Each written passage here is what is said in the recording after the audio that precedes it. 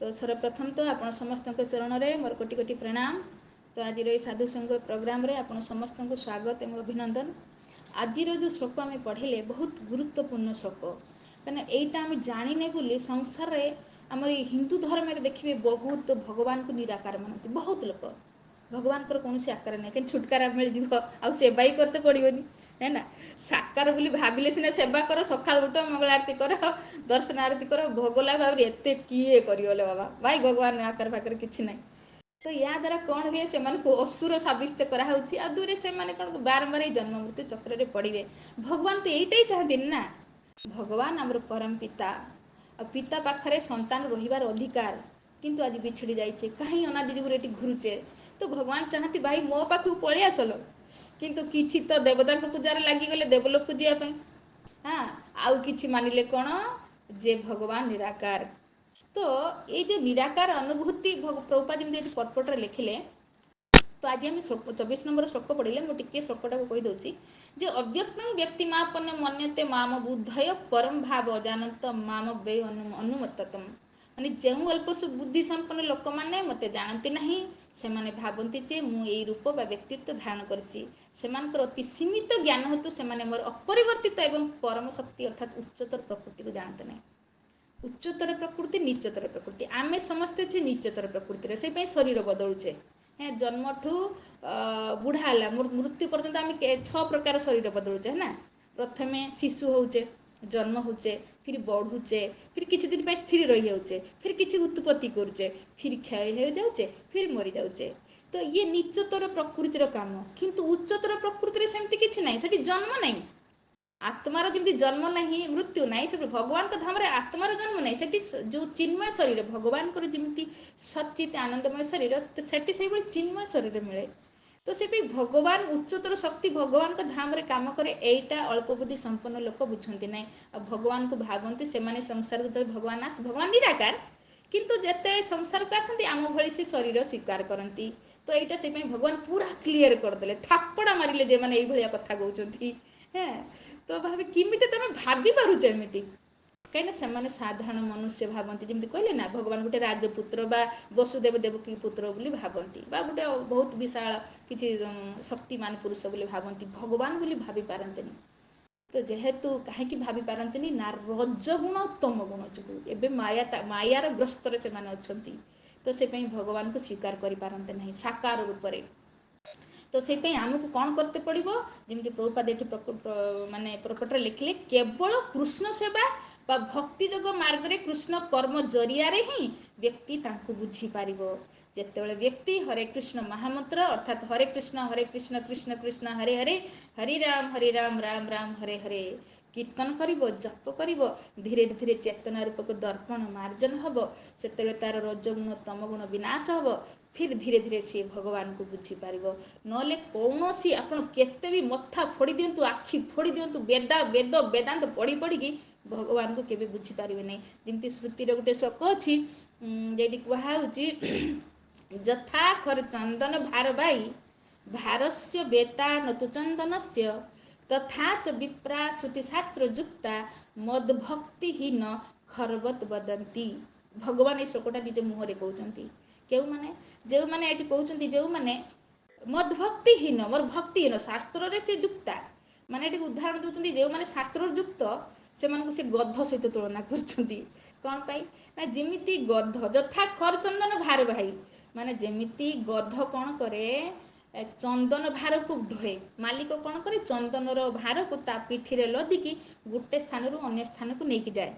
तो गधा कौन करे चंदनर भारटा को तो महसूस करे, किंतु तार महिमा को बुझेनी जे चंदन केते केमिति से भगवान को शरीर लेपन हुए, तार केते सुंदर खुशबू, तार महिमा को बुझेनी, बस तार भार को बुझे, एहसास करे मो पर पिठी रे किछि बोझ दिया से ही भली तथा च विप्रा से ही भली संसार जो ब्राह्मण शास्त्र को तो पढ़ुचंदी श्रुति शास्त्र युक्ता माने बहुत बड़ बड़ श्लोक झाड़ती वेद पुराण पूरा मुखस्थ, किंतु मद भक्तिहीन, किंतु मोर भक्ति रे हीन, मोर सेवा करती नहीं, मोर आज्ञा को पालन करती नहीं, मोर साकार रूप को स्वीकार करती नहीं। तो तथा खरवत वदंती ताको गध सहित तुलनीय, ताको गध ही कुह बास। ତେଣୁ ଆମକୁ ଗଧା ବନିବାର ନାହିଁ, ଆମକୁ ବୁଝିବାର ଅଛି ଭଗବାନଙ୍କର ସାକାର ରୂପକୁ।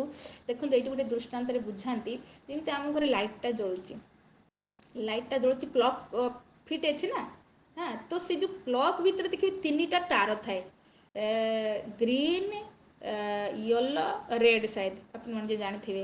ଗୋଟେ ତାର ଯଦି ଖାଲି ଫସିବ ଗ୍ରୀନ୍ଟା, ତ ପ୍ଲଗ୍ ଦ୍ୱାରା ଲାଇଟ୍ ଜଳିବ କି? ତ ସେ ତା କନେକ୍ସନ୍ 3ଟା ତାରରେ ଆସିଛି, है ना। ତେବେ ପ୍ଲଗ୍ରେ ଆମେ ଫିଟ୍ କରିଛେ ସୁଇଚ୍ ବୋର୍ଡ଼ରେ, ଫିର୍ ସୁଇଚ୍ ଅନ୍ କଲା ବେଳକୁ ଲାଇଟ୍ଟା ଜଳୁଛି। ସେଥିରୁ ଯଦି ଗୋଟେ ତାର ଖସି ଯାଇଥିବ, ଯଦି 2ଟା ତାର ଖସି ଯାଇଥିବ, ତେବେ କେବେ ଲାଇଟ୍ ଜଳିବ ନାହିଁ। 3ଟା ତାରରେ ଯେତେବେଳେ ଯୁକ୍ତ ହେଇକି ପ୍ଲଗ୍ ଫିଟ୍ ଅଛି, ତ ଫିର୍ ଆମ ଘରେ ଲାଇଟ୍ ଜଳୁଛି। ତ ସେଇଭଳି ଭଗବାନଙ୍କର 3ଟା ସ୍ୱରୂପ। ହଁ, ଭାଗବତରେ କୁହାଯାଇଛି ବଦନ୍ତି ତତ୍ତ୍ୱବିତ୍ ଯତ୍ ଜ୍ଞାନମୋଦୟମ୍ ବ୍ରହ୍ମେତି ପରମାତ୍ମେତି ଭଗବାନିତି ଶବ୍ଦତେ। ଭଗବାନଙ୍କର 3ଟା ସ୍ୱରୂପ। ବ୍ରହ୍ମ ରୂପରେ ଭଗବାନ କ'ଣ କ'ଣରେ ବିରାଜମାନ, ଆଉ ପରମାତ୍ମା ରୂପରେ ସବୁ ଜୀବଙ୍କ ହୃଦୟରେ ବିରାଜମାନ, ଆଉ ଭଗବାନ ରୂପରେ ନିଜ ଧାମରେ ବିରାଜମାନ। ତ ଯିଏ ଭଗବାନଙ୍କୁ ବୁଝିଲା, ସେ ପରମାତ୍ମାକୁ ବି ବୁଝିଯିବ, ସେ ବ୍ରହ୍ମକୁ ବି ବୁଝିଯିବ। ଆଉ କେବଳ ବ୍ରହ୍ମକୁ ବୁଝି ଯାଇକି ସେମିତି ରହିଗଲେ ବାସ୍ ଅହମ୍ ବ୍ରହ୍ମାସ୍ମି, ମୁଁ ବ୍ରହ୍ମ କହିକି ରହିଗଲେ ହବନି। ତା ଆଗକୁ ପରମାତ୍ମାର ଜ୍ଞାନ, ପୁଣି ସବସେ ଟପ୍ ଜ୍ଞାନ ହେଲା ଭଗବାନଙ୍କୁ ଜାଣିବା। ସେଇପାଇଁ ତ ଏଇ ଅଧ୍ୟାୟରେ ଭଗବାନ 19 ନମ୍ବର ଶ୍ଲୋକରେ କହିଗଲେ ବହୁନାମ ଜନ୍ମନା ମନ୍ତେ। ଇଏ ବହୁତ ବହୁତ ଜନ୍ମ ପରେ ଜଣେ କିଏ ବାସ୍ତବିକ ଜ୍ଞାନୀ ହୁଏ, ଯେ ବାସୁଦେବମ୍ ସର୍ମେତି, ଭଗବାନ କୃଷ୍ଣ ହିଁ ସବୁ କାରଣର କାରଣ ବୋଲି ଜାଣିପାରେ, ଆଉ ସେ ମୋ ଶରଣରେ ଆସେ। ତ ଏଇଭଳି ମହାତ୍ମା ବହୁତ ଦୁର୍ଲଭ, ଭଗବାନ ସ୍ୱୟଂ ନିଜ ମୁହଁରେ ଏଇଟାକୁ କହୁଛନ୍ତି। ତେଣୁ ଆମେ ବୁଝିବା ଦରକାର, ଏଇ ଭଗବତ ଅନୁଭୂତି ହେଲା ଟପ୍ ମୋଷ୍ଟ ଅନୁଭୂତି। ଯେ ଭଗବତ ଅନୁଭୂତି କରିନେଲେ ଅଟୋମେଟିକ୍ ସେ ବ୍ରହ୍ମ ଅନୁଭୂତି, ପରମାତ୍ମା ଅନୁଭୂତି କରିନେବ। ତ ସେପାଇଁ ଏଇଟାକୁ ଗୋଟେ ଦୃଷ୍ଟାନ୍ତ ମାଧ୍ୟମରେ ଆମେ ବୁଝିବା। ମୁଁ ଥରେ ବୋଧେ ସେୟାର କରିଥିଲି, ବହୁତ ସୁନ୍ଦର ପ୍ରଭୁଜୀଙ୍କ ମୁଖରୁ ମୁଁ ଭାଗବତରେ ଶୁଣିଥିଲି। ଯେ ସେ କ'ଣ କହୁଥିଲେ, ଯେ ଗୋଟେ ଗାଁରେ ଲୋକମାନେ କ'ଣ ଦେଖି ନାହାନ୍ତି ଟ୍ରେନ୍, ଜୀବନରେ ଟ୍ରେନ୍ ଦେଖି ନାହାନ୍ତି। ତ ତାଙ୍କ ଗାଁରୁ କିଛି ଦୂରରେ ହେଉଛି ଟ୍ରେନ୍ ପଟରୀ ଚାଲିଛି, ପଟରୀ ବିଛା ହେଇଛି, ଯେ ଟ୍ରେନ୍ ଚାଲିବ। ତ କିଛି ଲୋକଙ୍କ ଭିତରେ କହୁଥିଲା ଯେ ଆମେ ଟ୍ରେନ୍ ଦେଖିବା, ଟ୍ରେନ୍ ଦେଖିବା। ତ ଆଉ ରାତିରେ ତାକୁ ନିଦ ନାହିଁ, ଅନ୍ଧାର ଅନ୍ଧାରେ ସେ ଦେଖୁଛି, ମାନେ ଯେଉଁ ସ୍ଥାନରେ ପଟରୀ ବିଛା ହେଇଛି, ସେ ଦୂରରୁ ଦେଖୁଛି, ଓହୋ ବିରାଟ ଲାଇଟ୍ ଦେଖାଯାଏ ନା, ଅନ୍ଧାରେ କ'ଣ ଟ୍ରେନ୍ଟା ଦେଖାଯାଏନି, କେବଳ ଲାଇଟ୍ଟା ଦେଖାଯାଏ। ତେଣୁ ସେ ସେତିକିରେ ସନ୍ତୁଷ୍ଟ ହେଇଗଲା, ଆଚ୍ଛା ଆଚ୍ଛା ଟ୍ରେନ୍ଟା ଗୋଟେ ଲାଇଟ୍ ଭଳି, ତ ସେତିକିରେ ସନ୍ତୁଷ୍ଟ, ସେ ଆଗକୁ ଆଉ ବଢ଼ିଲାନି। ତ ଆଉ ଜଣେ ବ୍ୟକ୍ତି ଟିକେ ଫେରଚା ପଡ଼ିଆ ଯାଇ ରହିଲା, ତ ଦେଇ ଘର ପାଖରୁ ଦେଖୁଛି କ'ଣ, ଟ୍ରେନ୍ଟା ତ ଗୋଟେ ଡବା ଭଳି, ଦୂରରୁ ଦେଖିଲା କ'ଣ ଡବା ଡବା ଡବା ଥାଏ ନା, ତ ତାକୁ ଡବା ଭଳି ଦେଖାଗଲା, ସେ ସେଥିରେ ସନ୍ତୁଷ୍ଟ ହେଇଗଲା। ଆଚ୍ଛା ଆଚ୍ଛା ଟ୍ରେନ୍ଟା ଗୋଟେ ଡବା ଭଳି, ପାଖକୁ ଯିବା କ'ଣ ଦରକାର। କିନ୍ତୁ ଆଉ ଜଣେ ଧୈର୍ଯ୍ୟବାନ ବ୍ୟକ୍ତି, ସେ ପୁରା ପାଖକୁ ଗଲା, ଚାଲି ଚାଲି ପାଖକୁ ଗଲା, ତ ଯାଇକି ଟ୍ରେନ୍ ଭିତରେ ପଶିଲା, ଯାଇକି ଦେଖିଲା, ଆରେ ରେ ଏଠି ତ ସିଟ୍ ଅଛି, ପଙ୍ଖା ଲାଗିଛି, ଆଚ୍ଛା ଏଠି ଲେଟ୍ରିନ୍ ବାଥରୁମ୍ ଅଛି, ଆଚ୍ଛା ଏଠି ରୋଷେଇ ବି ହେଉଛି। ତ ଯିଏ କଷ୍ଟ କରିକି ଟିକେ ପାଖକୁ ଗଲା, ତ ଯାଇକି ତା ଭିତରେ ପଶିକି ସବୁ କିଛି ଦେଖିଲା, ତାପରେ ଜାଣିଲେ ଯେ ଟ୍ରେନ୍ର ଲାଇଟ୍ ବି ଅଛି, ଟ୍ରେନ୍ଟା ଦୂରରୁ ଡବା ଡବା ଭଳିଆ ଦେଖାଯାଏ, କିନ୍ତୁ ଟ୍ରେନ୍ ଭିତରେ ଇଏ ସବୁ କିଛି ବି ଉପଲବ୍ଧ, ସୁଲଭ ରହିଛି ସବୁ କିଛି। ତ ଇଏ ଯେତେବେଳେ ଜଣେ ଟ୍ରେନ୍ ଭିତରକୁ ଯାଇକି ଦେଖିଲା, ସେ ବାସ୍ତବିକ ଅନୁଭୂତି କଲା ଟ୍ରେନ୍ର ପୋଜିସନ୍ କ'ଣ, ଟ୍ରେନ୍ର ବାସ୍ତବିକ ଅନୁଭୂତି କ'ଣ।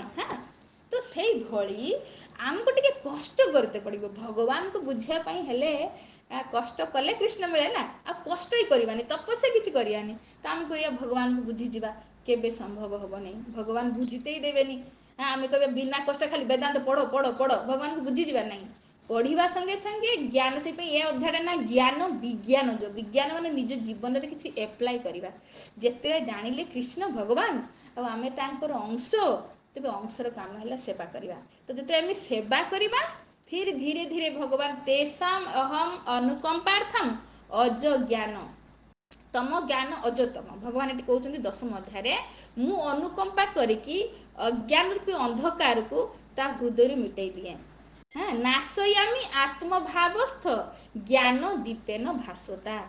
ता भितरे नाशयामी माने नाश कर दिए, ये अज्ञान रूपी अंधकार को नाश कर दिए, ज्ञानर दीप को जलाई दिए, सेठी से बुझी पारे जे मते संपूर्ण रूप से बुझी पारे। अज्ञान अंधकार अच्छी बोली आमे बुझी पारुने, कहीं ना अज्ञान रूपी अंधकार आमे किछि बुझी पारिया ना, कोठी गच्छ अछि, कोठी लता अछि, कोठी खाल ढीप किछि बुझी पारिबानी, किंतु प्रकाश आसे आमे सब देखि पारबा। अच्छा अच्छा एठी खालटा, एठी सड़क, एटा गच्छ लता सब जानि परिबा ना, दिन हेले आमे सब जानि पारु, राति हेले कोन जानिबा, सब तो समान रक देखा होछि। ସେଇଭଳି ଆମେ ସବୁ ଅଜ୍ଞାନ ଅନ୍ଧକାରରେ ଅଛେ। ତ ଜ୍ଞାନର ଦୀପକୁ ଭଗବାନ ଜଳେଇବେ କେତେବେଳେ ନା ତା ଆଗ ଶ୍ଲୋକରେ କହିଯାଇଥିଲେ ତେଷାଂ ସତତ ଯୁକ୍ତାନ ଭଜତାಂ ପ୍ରୀତିପୂର୍ବକମ୍। ଯେ ସତତ ରୂପରେ ମୋ ସହିତ ଯୁକ୍ତ ରହିବ, ପ୍ରୀତିପୂର୍ବକ ମୋର ଭଜନ କରିବ, ତ ସେତେବେଳେ ଯାଇକି ମୁଁ ତା ଭିତରେ ଜ୍ଞାନ ପ୍ରଦାନ କରିମି, ସେ ବୁଝିପାରିବ ମୋତେ। ଆଉ ଭଜନ କରିବାନି, ଯେମିତି ପ୍ରଭୁପାଦ ପୁରା ସରଳରେ ବୁଝେଇ ଦେଇଛନ୍ତି। ଜଣେ ଯଦି ଏଇ ଭଗବତ ଗୀତାକୁ ପଢ଼ିବ ତାକୁ କିଛି ବ୍ୟାଖ୍ୟା କରିବାର ଆବଶ୍ୟକତା ନାହିଁ। ପ୍ରଭୁପାଦ କହିଲେ ଜଣେ ଯଦି କେବଳ ସରଳ ଭାବରେ ଭଗବାନଙ୍କ এই যে নামକୁ କୀର୍ତ୍ତନ କରିବା, ଏଇଟା ଭଗବାନଙ୍କ ସେବା। କାହିଁକି ଭଗବାନ ଆଜ୍ଞା ଦେଇଛନ୍ତି କଳି ଯୁଗ ପାଇଁ ଭଗବାନଙ୍କ ନାମ କର। ତ ଯଦି ଆମେ ସରଳ ଭାବରେ କିଛି ଗୀତାକୁ ବୁଝିପାରୁନେ, ଭାଗବତକୁ ବୁଝିପାରୁନେ, କିଛି କଥା ନାହିଁ, ନାମ ତ କରିପାରିବ ନା। ବାଣୀ ତ ଭଗବାନ ଦେଇଛନ୍ତି ନା ତମକୁ, ଭଗବାନଙ୍କ ନାମ ତ କରିପାରିବ ନା। ହରେ କୃଷ୍ଣ କୃଷ୍ଣ କୃଷ୍ଣ ହରେ ହରେ, ହରେ ରାମ ରାମ ରାମ ହରେ ହରେ। ତ ଇଏ ଯେ ମହାମନ୍ତ୍ର କରିବା, ଆର ଶକ୍ତି ଅଛି। ତମେ ନାମ କର, ନାମ ବାକି କାମ କରିବ। ତମ ଭିତରୁ ସବୁ ଦର୍ପଣରେ ଚେତନା ରୂପକ ଦର୍ପଣରେ ଯୋଉ ପାପ ରୂପକ ଧୂଳି ଜମୁଛି, ସେଇ ପାଇଁ ଜାଣିପାରୁନ ନା, ତ ସବୁ ସଫାୟା କରିଦବ। ହଁ, ନାମ ନାମ ଅଧିକାରୀ ବହୁଦା ନିଜ ସର୍ବ ଶକ୍ତି, ଭଗବାନ କହୁନାହାନ୍ତି ଶକ୍ତି ସବୁ ଭରିକି ଅଛି ନାମରେ। ତମେ ନାମ କର, ଆଉ ନାମର ଯୋଉ ଶକ୍ତି ସବୁ ବାକି କାମ କରିବ। ତମେ ଆଉ କିଛି କରିବା ଦରକାର ନାହିଁ। ତ ଯଦି କରିବା, ତମେ ଭଗବାନଙ୍କୁ ବାସ୍ତବିକ ଭଗବତ ରୂପରେ ଉପଲବ୍ଧି କରିପାରିବା। ନହେଲେ ପ୍ରଭୁଜୀ ଭଗବାନ ଯେ ଏଥିରେ ଯୋଉ କହିଲେ ଯେ ମୋର ଏଇ ବ୍ୟକ୍ତି ଯେ ଅଳ୍ପ ବୁଦ୍ଧି ସମ୍ପନ୍ନ ଲୋକ, ମୋତେ ବୁଝିପାରିବେ ନାହିଁ। ମୁଁ ଯେ ଅପରିବର୍ତ୍ତିତ, ମୋର ଶରୀର ଯେ ଅପରିବର୍ତ୍ତିତ, ମୁଁ ଯେ ସତ୍ ଚିତ୍ତେ ଆନନ୍ଦମୟ ରୂପ, ସେ ବୁଝିପାରିବେନି। ସାଧାରଣ ବାବୁ ଓ କୃଷ୍ଣ ଗ୍ୱାଲା ଯୋଉ ଆସି ଗାଈ ଚରୁଥିଲା, ସିଏ ଭଗବାନ ହବ ନା। ତ ଇଏ ଧାରଣା ମଣିଷ ଲୋକମାନଙ୍କ ଭିତରେ ରହିବ। ସେପାଇଁ ଆଗକୁ ବି ଆମେ ଶୁଣିବା ଭଗବାନ କହିବେ ଅବ ଜାନନ୍ତି ମା ମୁଢା, ମୂର୍ଖ ସେ ମୋତେ କେବେ ଜାଣିପାରିବନି। କାହିଁକିନା ମୁଁ ମନୁଷ୍ୟ ଶରୀର ନେଇକି ଆସିଛି, ତ ତେଣୁ ସେ ଭାବି ଗୋଟେ ସାଧାରଣ ମନୁଷ୍ୟ। ଆଉ ମୁଁ ଯେ ସତ୍ଚିତ ଆନନ୍ଦମୟ ସ୍ୱରୂପ, ସେ ମୋତେ କେବେ ବୁଝିପାରିବେ ନାହିଁ। ତେଣୁ ଭଗବାନଙ୍କୁ ବୁଝିବା ପାଇଁ କିଛି କରତେ ପଡ଼ିବ। ଆଉ ସେଇଟା ହେଲା ହରେ କୃଷ୍ଣ ମହାମନ୍ତ୍ର।